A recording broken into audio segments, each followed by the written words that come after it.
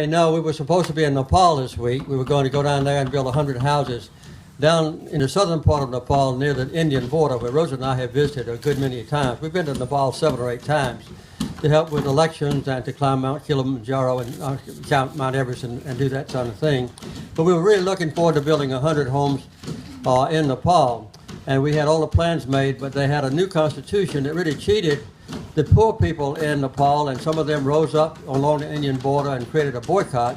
So we couldn't get any food or medicine or fuel in for the 2,500 volunteers that were going to join us to build 100 houses. So we had to be very reluctantly cancel that trip and postpone it until sometimes later. So that would have been our 33rd build for Rosa and me. As you may know also, we generally go overseas about half the time and in the United States half the time.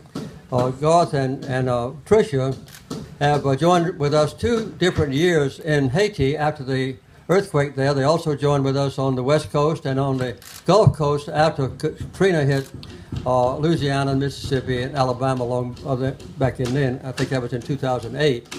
And I'll be going to Nashville tonight to give Tricia a well-deserved singing award, and she's an all-around woman and one of the toughest and best habitat workers I've ever seen. We're really proud to be here in this part of Memphis. Memphis has always been special to me and Rosen. Our only daughter, Amy, went to school here in Memphis at the Memphis College of Art, and she's still teaching in elementary school in Atlanta, using what she learned here in Memphis. And we were going to come here for her wedding, but in fact, she was going to be wedded out at the Iron Museum overlooking the Mississippi River, I understand. And we came out and looked it over, and we rented the whole Peabody Hotel for our guests. We already sent out invitations. At the last minute, Amy canceled her wedding. About a year later, she married a different person. But so you see, we had and the Peabody was good enough to give us our money back, which was really kept me going as a peanut farmer. So we really love Memphis and its history, its ancient commitment to one of the most wonderful parts of this country. And I think one of the most wonderful things we've done is to see what Habitat has done in the years in recent times. We visited a home yesterday where the bedroom had collapsed and the floor was 4 inches below the western wall, and Habitat had jacked it up and given the guy a good place to live. And I understand they did 113 of those houses for elderly people, is that right?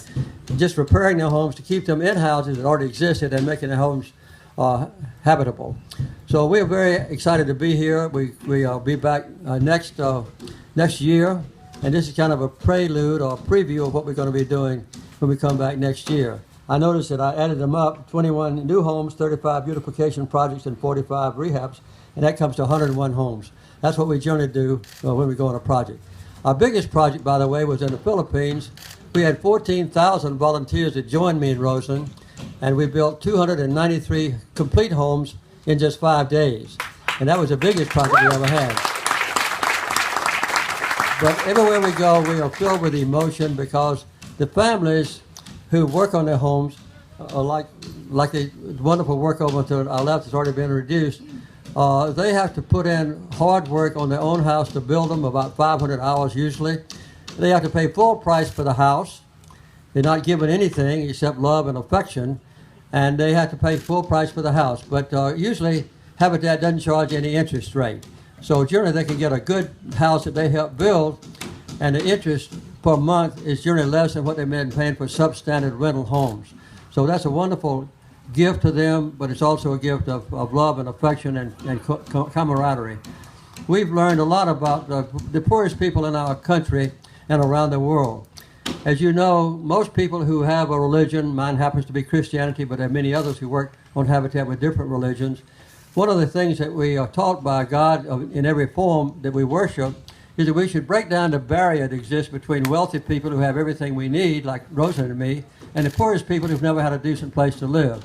And that's very hard to do, to break down that barrier, to cross that chasm that exists between us. But Habitat gives us a way to do that. And we found it to be adventurous and unpredictable, exciting, challenging, always gratifying. And so that's what we hope to have today, and also when we come back next year. So thank you for letting us come to Memphis, a city that we really love and admire. Thank you very much.